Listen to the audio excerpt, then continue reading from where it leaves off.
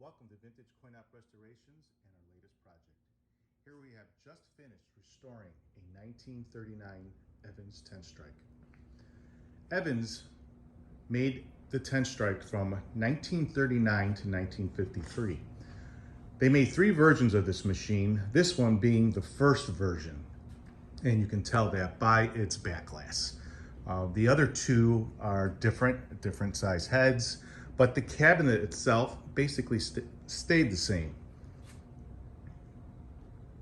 Now, if you've been following my YouTube videos or Facebook, you have seen this machine when we first got it.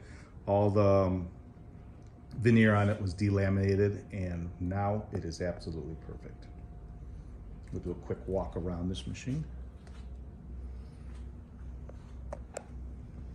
Originally, it had a different painting scheme on it.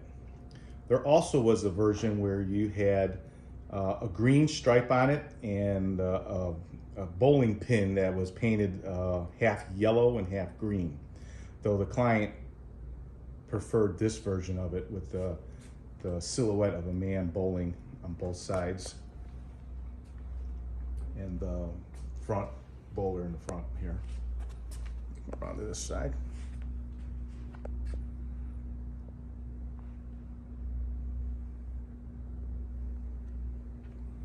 Even out of the factory, these machines, or this machine, never looked like this. It's absolutely beautiful. We did do some embellishing. Again, if you see my Facebook and YouTube, some of the things that we do, we add a little striping. That was not original to the machine. You'll see that here we added the green, and we added green here, and we also plated all the pieces. Originally, these were just crinkled paint. So to get them back smooth is just a lot of time grinding all that off, detailing it, and bringing it back to a smooth surface so that it could be plated. The green we pick up from the back glass, and I think it really adds a little pop when you look at it. And another detail, we add a little chrome on it. You can see that right over here and at the bottom.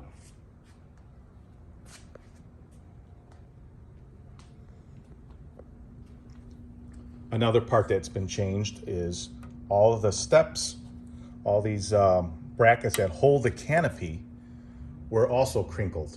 And here we have ground them smooth and had them plated.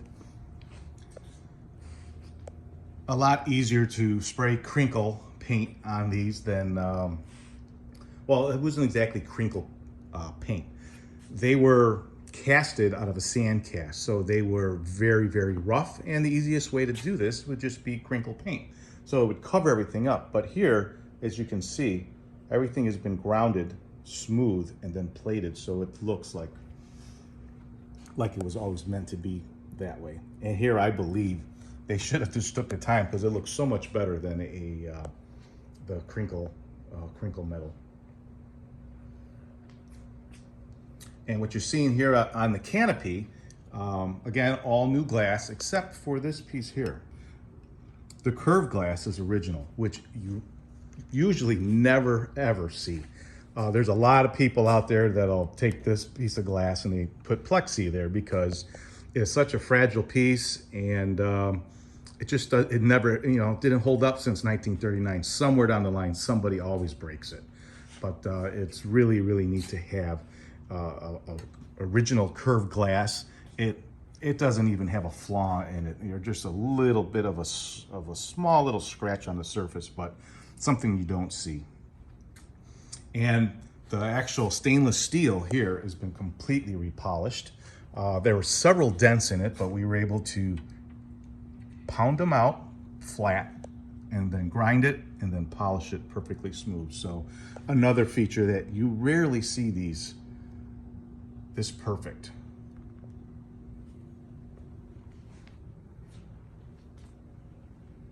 And if you're familiar with this game, you'll see that most of the time they're always bent up and all crinkled. And that's because of the way they built it. When they put these together originally, they used some sort of sticky tar, I believe, in the groove here that made the glass almost impossible to get out. And not only did they put it in the wood, they put it in the channels. So when they put this thing together, it was like super glue. It was not coming apart. So since 1939, you know somebody might have broken the glass, say here, or they put a glass on here and it shatters.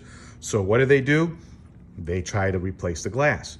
And then they realize that to get the glass out, they have to sit there and literally, with a super small chisel somehow, they need to get all of that goop out of there with the glass without bending this plate with this metal, which I've done it several times and I have never successfully gotten it out without making a bend. But like I said, there were several bends in here that had been completely pounded out and ground, and very happy with the result. Here on the back head of the machine, we did also add a little chrome embellishing, as we did with a little paint around it. The glass is an original glass. Usually they're always flaking in an extremely bad shape. Here, the only flaw we have is just a little bit of paint loss here. Don't want to touch any of that up. It doesn't affect the game at all. And when you look at it, it's just, if I were to put something in there, it would stick out like a sore thumb. So that is where it's at. And we're just happy to see it. And if you look real close, the reason why these glasses are really not reproduced is because of the mirroring. If you look really close, the word Evans and all the other spots around are all mirroring. And there are people that can make back glasses, they make them out of vinyl, and they're very, very good, but they always shy away from anything that has mirroring on it. So what did they use? They use like a gray, and it just doesn't have the same look. And another part that we had plated, and that was originally the crinkle metal, and they were just casted, were the top and front plates, where again, we ground them and they are smooth. And there's the original number.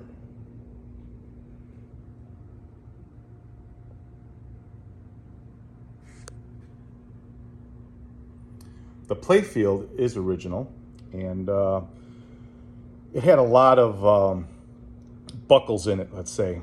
And the only way to do that is basically heat iron, steam, inject glue underneath the surface, and just clamp it down and wait.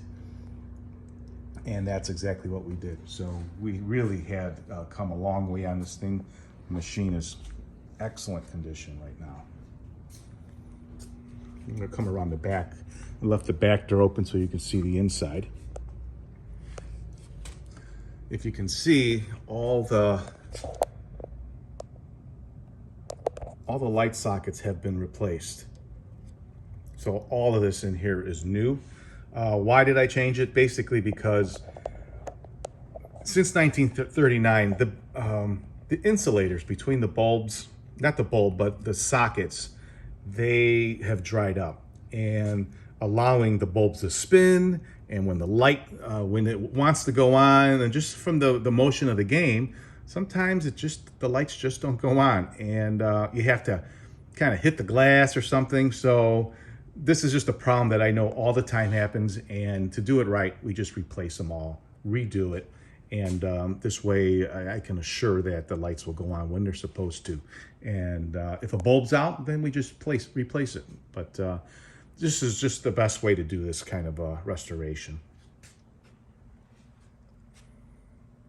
Now here, our scoring gets projected through this light bulb, through here in reverse, and it goes through a lens that's right behind here and projects onto the glass. Well, some of the problems is when it projects on the glass, it would project a little bit of the number above and below. And I say a little bit, I shouldn't, it's more than a little bit. So what I did was make a little shroud around the opening and pulled it forward to keep it darker in here, so your number gets more illuminated on the frosted glass in the front. And by putting this metal on top and the bottom, it keeps keeps the number above and below to a minimal.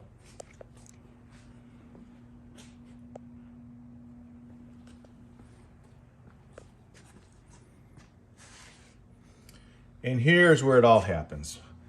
Here's your pin deck here. All the pins have been detailed, sanded, stained, and refinished because over time from hitting that ball just comes and whacks it. And in fact, one or two of them we just had to remake new ones because they were just cracked.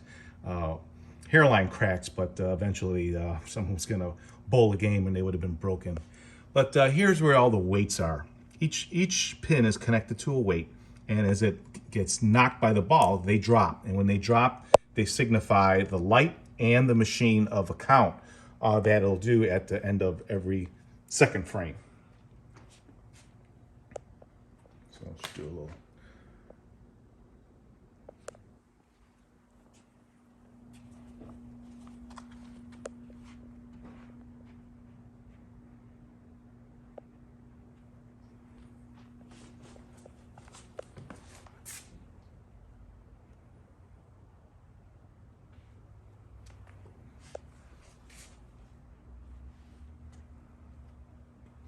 Another embellishment is the little mannequin. Originally, they did always say Evans on the top, but there are some versions, or sometimes I come across a machine that didn't have Evans. There was no way to silk screen Evans on the back of this guy, so even originally somebody had to have painted it on, done by hand. And I do find that on some of them, so that is why we put Evans right back on it where I have seen it. Though the face was never detailed like we did it. He almost looks real.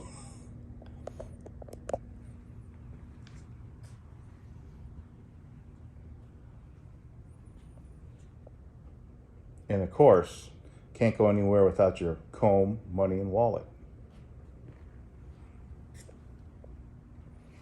We have a new instruction card made here.